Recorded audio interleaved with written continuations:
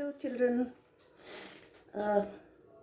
বাবলির ইনসিস্টেন্সে আর ঝোলাঝুলিতে আমি তোমাদেরকে একটা গল্প পড়ে শোনাচ্ছি। ওকে, এই গল্পটা বাবলির খুব ভাল লাগে, আমারও খুব ভাল লাগে, তোমাদেরও আশা করি ভালো লাগবে। তো হাসির গল্প ঠিক না, যদিও হাসি যথেষ্ট। It's like a satire. পড়ছি, লিও টলস্টয়, শুনেছো তোমরা হাজারবার। The name of the story is too dear. তো পড়ে শোনাই। ওকে।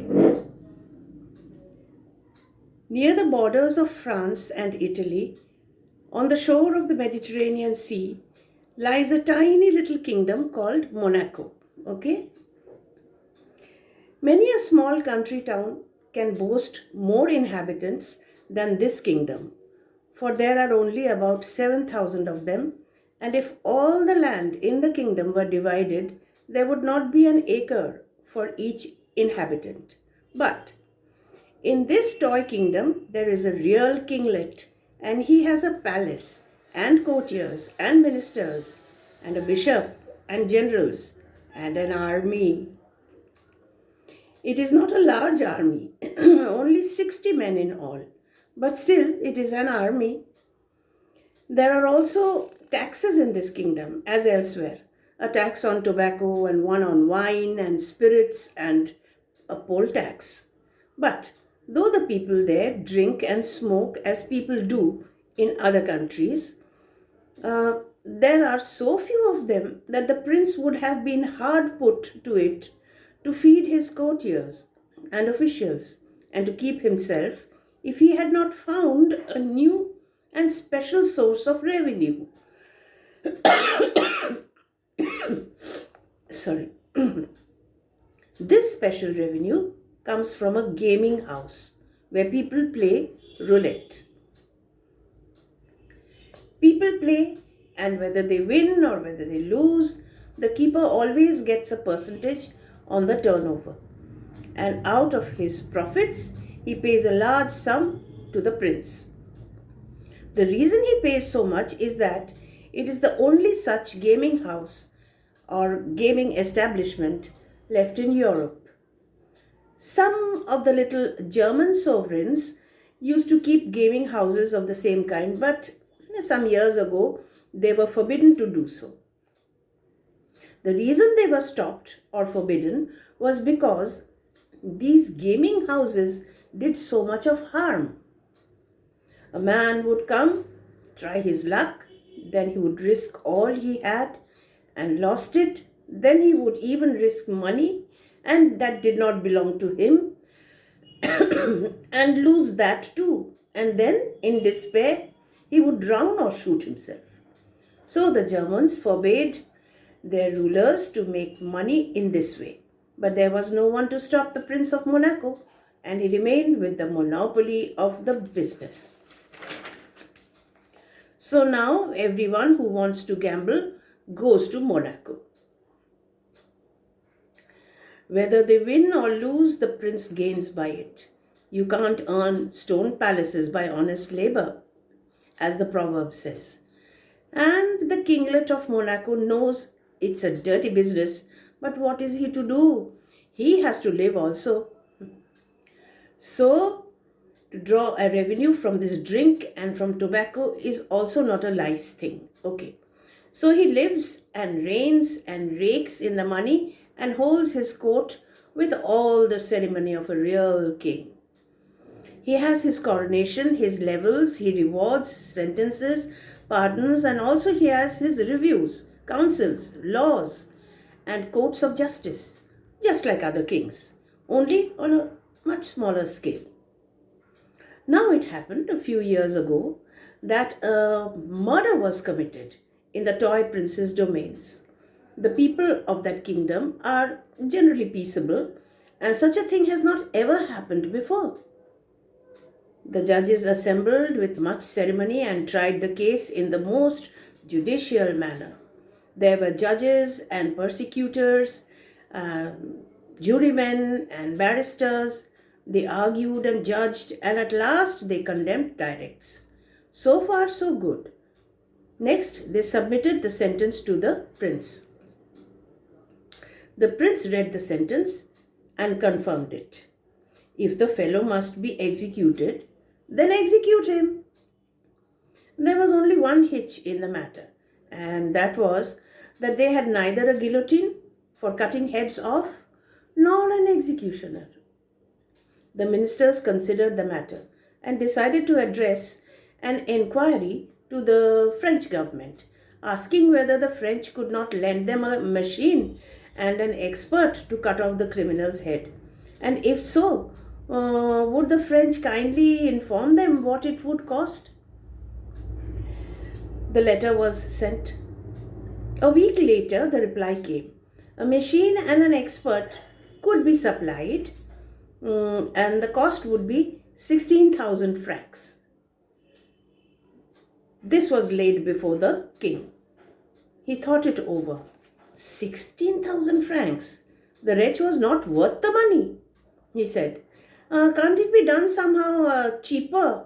Why, 16,000 francs is more than 2 francs a head on the whole population. The people won't stand it, and it may cause a riot.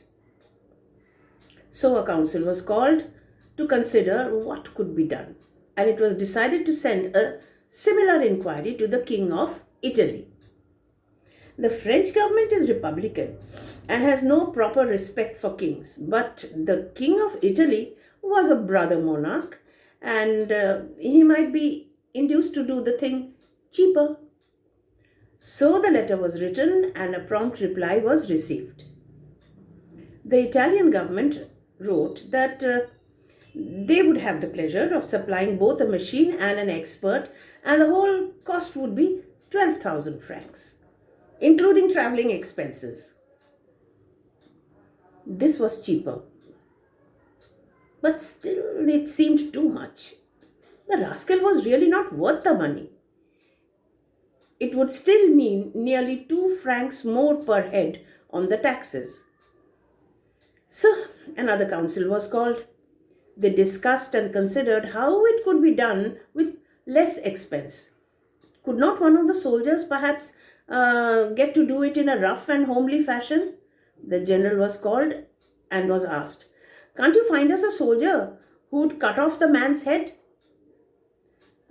In war, they don't mind doing it. They don't mind killing people. In fact, that is what they are trained to do. So the general talked it over with the soldiers to see whether one of them would not undertake the job. But none of the soldiers would do it. No, they said, sorry. We don't know how to do it. It is not a thing that we have been taught. Sorry. So what was to be done? Again, the ministers considered and reconsidered. They assembled a committee and a subcommittee, and at last they decided that the best thing would be to alter the death sentence to one of imprisonment for life. That would enable the prince to show his mercy, and it would become cheaper much. The prince agreed to do this, and so the matter was arranged. The only hitch now was that there was no suitable prison for a man to be sentenced for life. There was a small lockup where people were sometimes kept temporarily, but there was no strong prison fit for permanent use. However, they managed to find a place that they could do so, and they put the young fellow there and placed a guard over him. The guard had to watch the criminal and had also to fetch his food from the palace kitchen. The prisoner remained there month after month till a year had passed. But when a year had passed, the kinglet, looking over the account of the income and expenditure, one day noticed a new item of expenditure. This was for the keep of the criminal. Nor was it a small item either. There was a special guard, and there was also the man's food. It came to 600 francs per year. And the worst of it was that the fellow was still young and healthy, and he might be there for next 50 years. When one came to reckon it up, the matter was serious. It would never do. So the prince summoned the ministers and said to them, "You must find some cheaper way of dealing with this rascal." The present plan is too expensive. And the ministers met and considered and reconsidered till one of them said, "Gentlemen,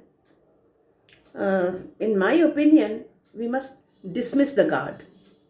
"But then," rejoined another minister, "the fellow will run away." "Well," said the first speaker, "let him run away and be hanged to them." So they reported the result of their deliberations to the kinglet, and he agreed with them. The guard was dismissed, and they waited to see what would happen. All that happened was that at dinner time the criminal came out, and not finding the guard, he went to the prince's kitchen, fetched his own dinner. He took what was given to him and returned to the prison and shut the door on himself and stayed inside. Next day, the same thing happened. He went for his food at the proper time, but as for running away, he did not show any sign of it. What was to be done? They considered the matter again. "We shall have to tell him straight out," they said, "that we do not want to keep him." So the Minister of Justice had him brought before him.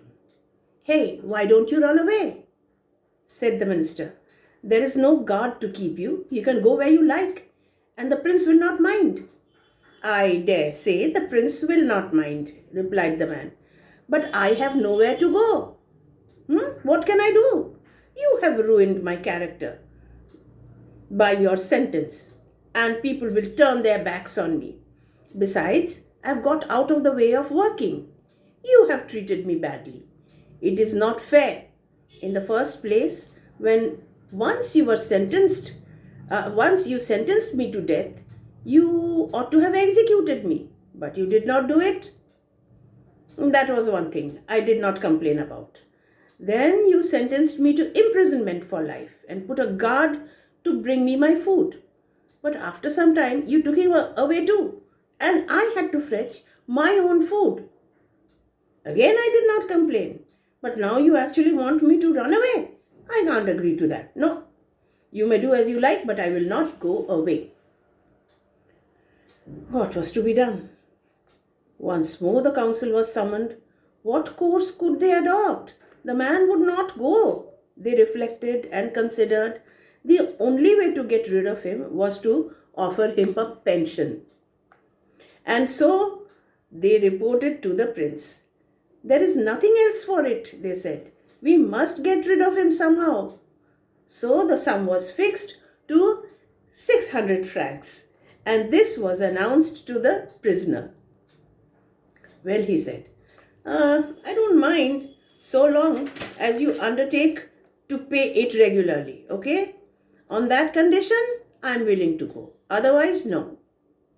So the matter was settled. He received 1/3 of his annuity in advance and left the king's domains.